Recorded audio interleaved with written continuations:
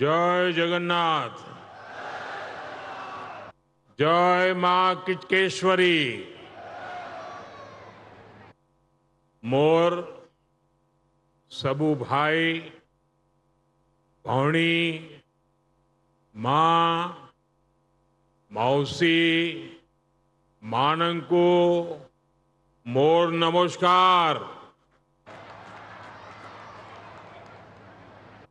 माननीय राष्ट्रपति द्रौपदी मुर्मू जी, राज्यपाल श्री हरिबाबू जी, यहां के लोकप्रिय मुख्यमंत्री मोहन चरण मांझी जी, उप मुख्यमंत्री कनकवर्धन सिंह देव जी, प्रवती परिदा जी, उड़ीसा के मंत्री गणेश सिंह खुंटिया जी, कृष्णचंद्र महापात्र जी, सांसद नवाचरण मांझी जी, मनमोहन सामल जी, बैजन पांडा जी, अन्य महानुभाव, भाइयों और बहनों, हमारा ओडिशा इन दिनों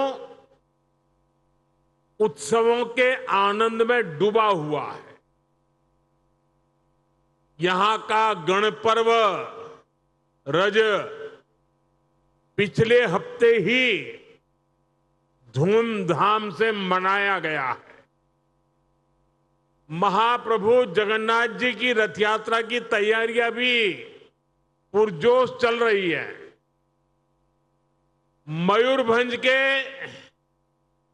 बारीपदा रथ यात्रा को लेकर भी उत्साह का माहौल है और इस सबके बीच ही लोकतंत्र का विकास का उत्सव भी चल रहा है। ओडिशा की बीजेपी सरकार ने अपने 2 साल भी पूर्ण किए हैं। इस मौके पर आप सबके बीच आना, मयूरभंज आने का ये सौभाग्य और इतनी बड़ी संख्या में आप सबकी उपस्थिति,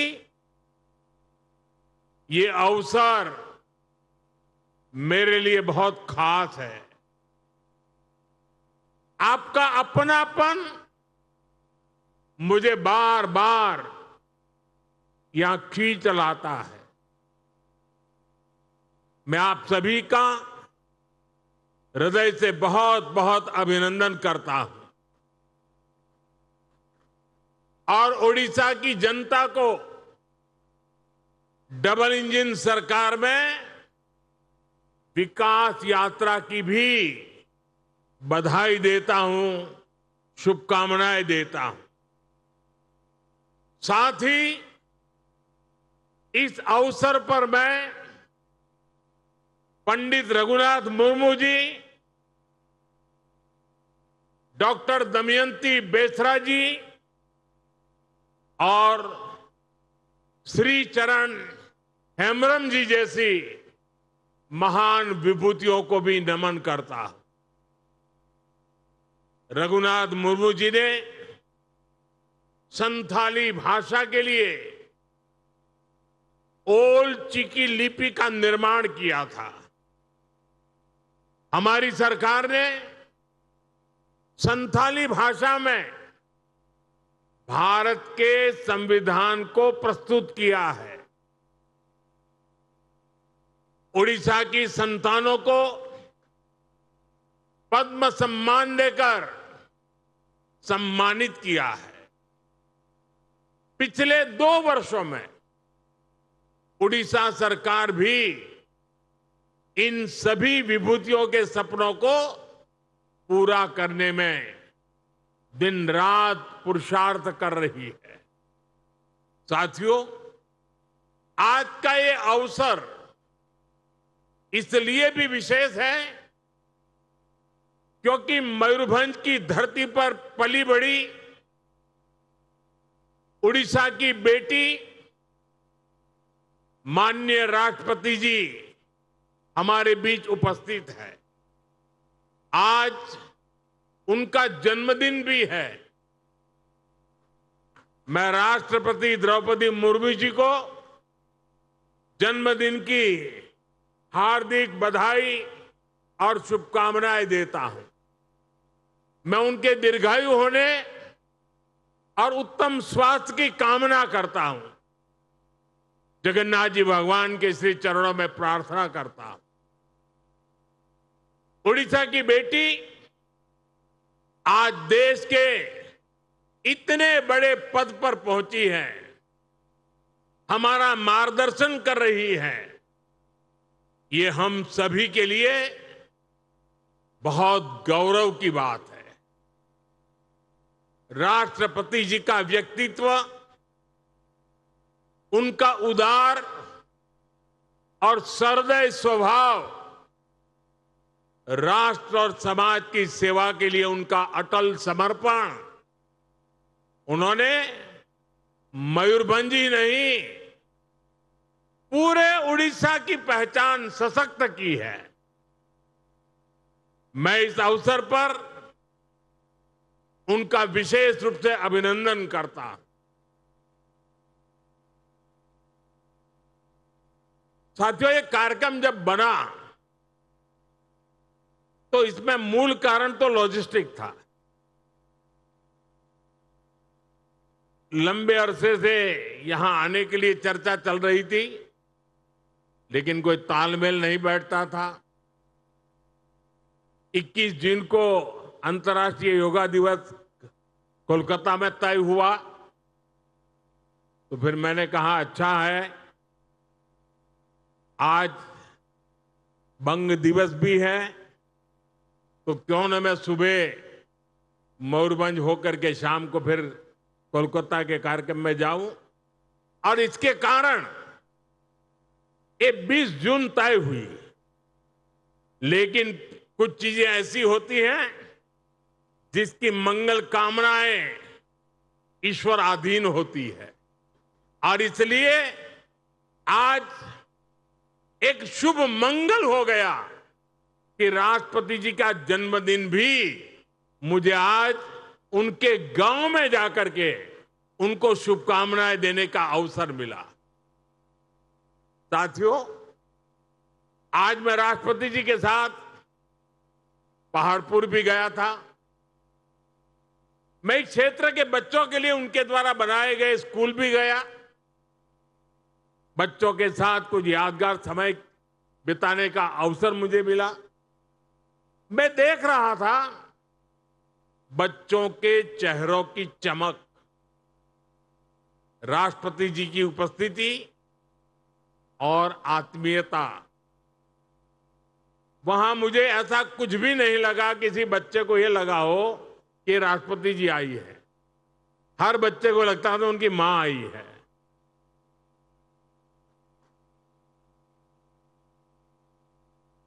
ये बच्चे भी बड़े भाग्यवान है। कैसे इस क्षेत्र के गरीब, वंचित और आदिवासी समाज के बच्चों को प्रेरणा मिल रही है, उन्हें देश के लिए कुछ बड़ा करने का आत्मविश्वास मिल रहा है। मैं राष्ट्रपति जी का आभारी हूं कि उन्होंने इन अनुभवों से गुजरने का आज मुझे अवसर दिया। ये मेरा दिन एक प्रकार से मेरी शिक्षा का दिवस था, कुछ सीखने का अवसर था मेरे लिए। साथियों, मैं आपको सरकार का ये निर्णय भी बताना चाहता हूं कि पहाड़पुर गांव को अब तेजी से सूर्यग्राम सोलर विलेज के रूप में विकसित किया जाएगा। यानी यहां हर घर में सोलर बिजली बने इसे सुनिश्चित किया जाएगा। और हम तो बड़ा गर्व के साथ कह सकते हैं कि यही उड़ीसा है जहां कोणार्क में सूर्य मंदिर की एक पहचान है। वैसे ही पहाड़पुर सूर्यग्राम की पहचान बन जाएगा। सूर्य घर के ये पूरा गांव सोलर विलेज के रूप में पहचाना जाए, इस दिशा में काम तुरंत शुरू हो, ऐसी मेरा प्रयास रहेगा।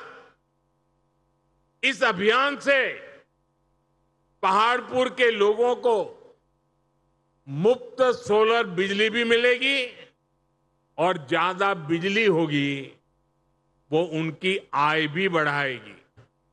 साथियों, उड़ीसा में डबल इंजन सरकार के 2 साल कई मायनों में ऐतिहासिक रहे। मुख्यमंत्री मोहन चरण मांझी जी के नेतृत्व में आज उड़ीसा तेज गति से विकास के रास्ते पर आगे बढ़ रहा है। आज यहां गरीब कल्याण की योजनाओं से सामान्य मानवी का जीवन बदल रहा है। ओडिशा में आर्थिक गतिविधियां, निवेश और उद्योगों को आकर्षित करने का सामर्थ्य आज नजर आ रहा है। यहां रोजगार के नए अवसरों के लिए तेजी से काम हो रहा है। साथियों, केंद्र सरकार का विजन है पूर्वी भारत के विकास से भारत का विकास। इसलिए हम पूर्वोदय की नीति पर काम कर रहे हैं। जिस पूर्वी भारत को कांग्रेस के दौर में पिछड़ेपन का पर्याय बना दिया गया था, आज वो प्रगति का प्रवेश द्वार बन रहा है। आज ओडिशा खुद इस बदलाव का साक्षी बन रहा है। साथियों, ओडिशा के पास समुद्र है, खनिज संपदा है, कृषि की शक्ति है और सबसे सामर्थ्यवान यहां युवा प्रतिभा है। इस सामर्थ्य का पूरा उपयोग करने के लिए हम मिलकर काम कर रहे हैं। इसलिए आज ओडिशा में रेलवे इंफ्रास्ट्रक्चर में रिकॉर्ड निवेश हो रहा है। नई सड़कें और आर्थिक कॉरिडोर बन रहे हैं। पोर्ट्स का विस्तार हो रहा है। ऊर्जा, सेमीकंडक्टर, ग्रीन एनर्जी और आधुनिक उद्योगों में निवेश आ रहा है। आज भी यहां ओडिशा के विकास से जुड़ी अनेक महत्वपूर्ण परियोजनाओं का लोकार्पण और शिलान्यास हुआ है। इन परियोजनाओं पर लगभग 47,000 करोड़ रुपए खर्च किए जाएंगे। बिजली, सड़क, रेलवे, स्वास्थ्य और शिक्षा से जुड़ी इन परियोजनाओं से आप सभी लोगों को बहुत सुविधा होने वाली है। मैं इन परियोजनाओं के लिए उड़ीसा के लोगों को बहुत बहुत बधाई देता हूं। साथियों, हमारी सरकार उड़ीसा के संसाधनों को उड़ीसा की संभावनाओं में बदल रही है। उड़ीसा में बड़ा निवेश आए, यहां नए उद्योग लगे, इसके लिए उत्कर्ष ओडिशा जैसे अभियान चलाए जा रहे हैं। इसके तहत अब तक करीब 20 लाख करोड़ रुपए के निवेश प्रस्ताव मिल चुके हैं। 3.5 लाख करोड़ रुपए से ज्यादा की अनेक मेगा परियोजनाओं पर भी काम चल रहा है। उद्योगों के लिए अनुकूल वातावरण बने, इसके लिए उड़ीसा के समग्र विकास पर ध्यान दिया जा रहा है। पावर सेक्टर में 6,000 करोड़ रुपए से ज्यादा का निवेश हो रहा है। समृद्ध शहर योजना के तहत शहरी विकास को गति दी जा रही है। आने वाले वर्षों में इन प्रयासों का परिणाम हमें देखने को मिलने वाला है। साथियों, डबल इंजन सरकार की डबल विशेषता यह है कि वो खुद जनता तक पहुंचती है। हमारा प्रयास है कि सामान्य नागरिक को किसी समस्या के समाधान के लिए अनावश्यक चक्कर न लगाने पड़े। इन्हीं प्रयासों का परिणाम है कि युवाओं, महिलाओं, किसानों और आम लोगों की अपेक्षाएं आज पूरी हो रही है। आप देखिए, धान खरीद में किसानों को 3,100 रुपये प्रति क्विंटल देने का निर्णय लिया गया। सुभद्रा योजना के माध्यम से 1 करोड़ से अधिक माताओं और बहनों तक आर्थिक सहायता पहुंचाई गई। आयुष्मान भारत को लागू करके ओडिशा के परिवारों के लिए देश भर के अस्पतालों में इलाज का रास्ता खोला गया। आदिवासी विद्यार्थियों की पढ़ाई बीच में न छूटे, इसके लिए माधोसी हाथ खर्चा योजना शुरू की गई। महाप्रभु श्री जगन्नाथ जी के भक्तों की भावनाओं का सम्मान करते हुए श्री मंदिर के श्रद्धालुओं के लिए सारे द्वार खोल दिए गए, चारों चार द्वार खोल दिए गए।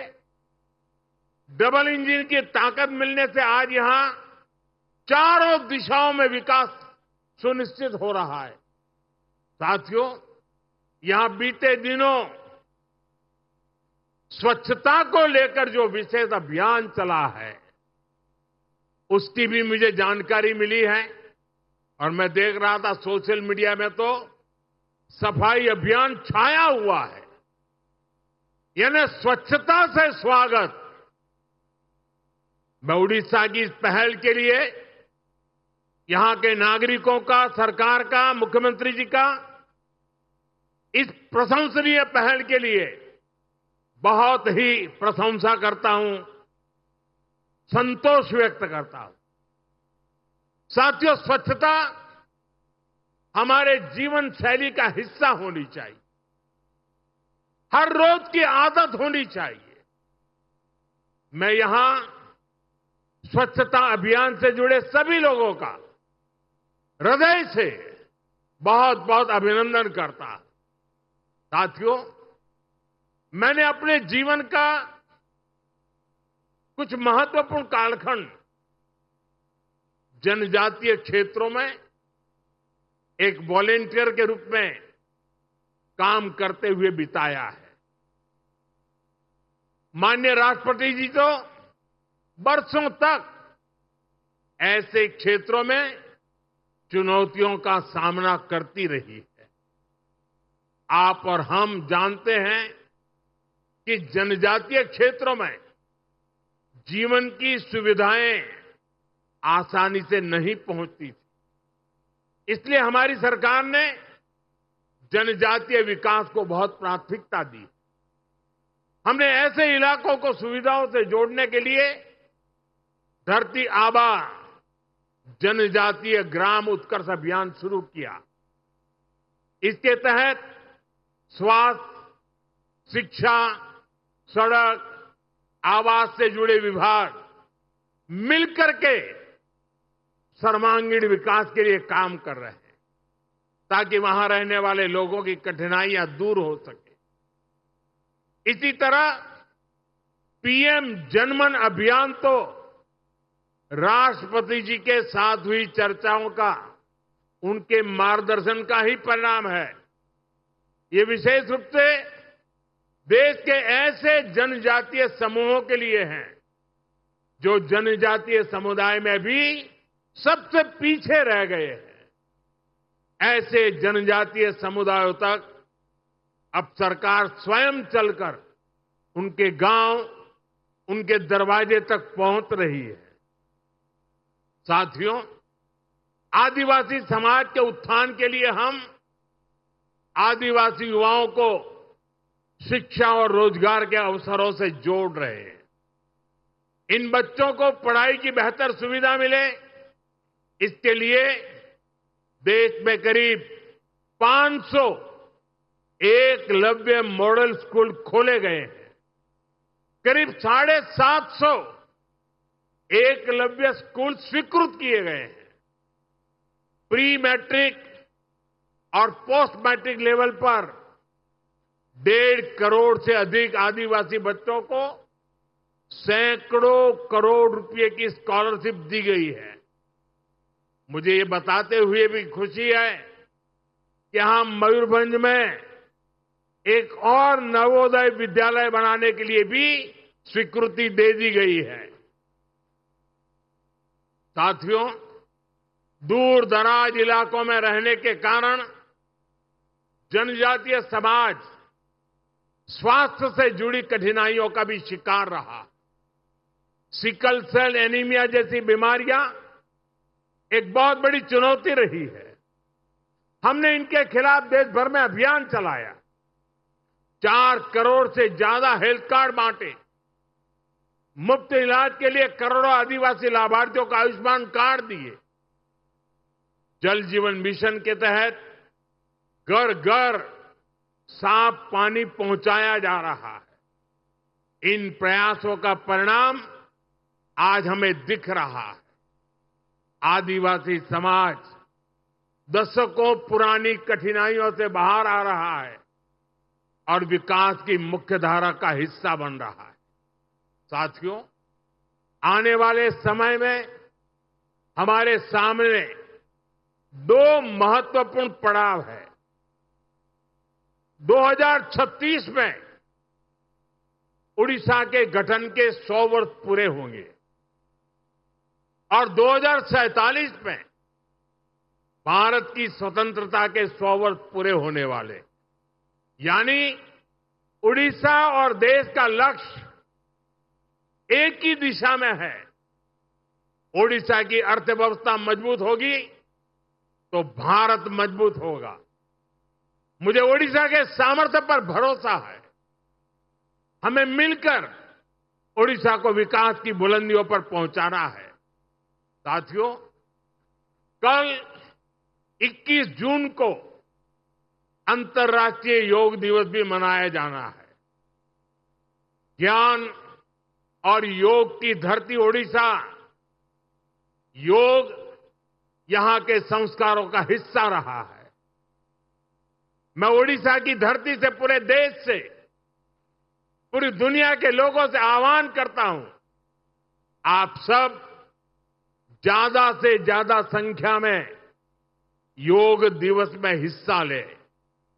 मैं एक बार फिर आप सभी को आज के अवसर और विकास परियोजनाओं की बहुत बहुत बधाई देता हूं। मैं माननीय राष्ट्रपति जी का विशेष रूप से आभार प्रकट करता हूं कि मुझे उनके साथ उनकी कर्मभूमि को देखने का मौका मिला।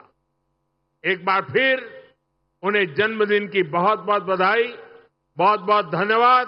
जय जगन्नाथ, जय जगन्नाथ, जय जगन्नाथ।